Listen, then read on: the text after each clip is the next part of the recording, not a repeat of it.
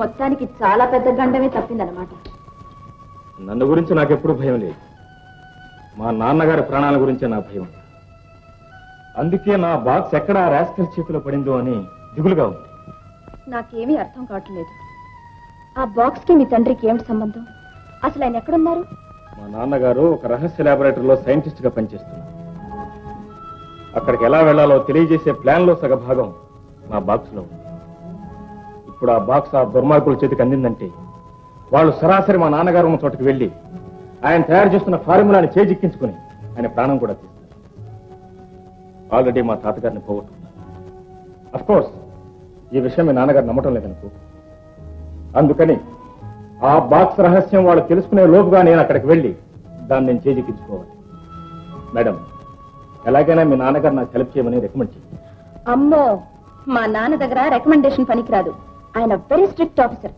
దానికి తోడు నువ్వు చెప్పిందంతా కట్టుకథ కింద కొట్టేశారు. ఖచ్చితంగా ప్రూవ్ చేస్తే గాని లాభం లేదు. అయితే ఒంటరిగానే సాధించాలన్నమాట. ఒంటరిగానా? It's dangerous. డేంజర్ల మధ్య డేంజర్ గా తిరగటంలోనే మజా ఉంది. ఇది నీకు మజాగా ఉందా?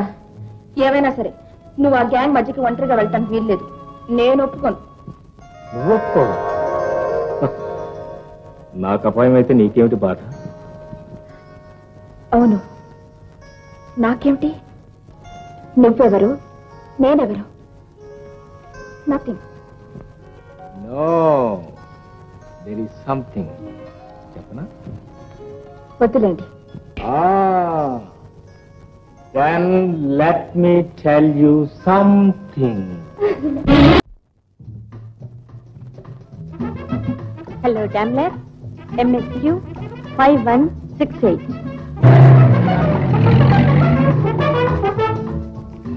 There are 2 Coca-Cola.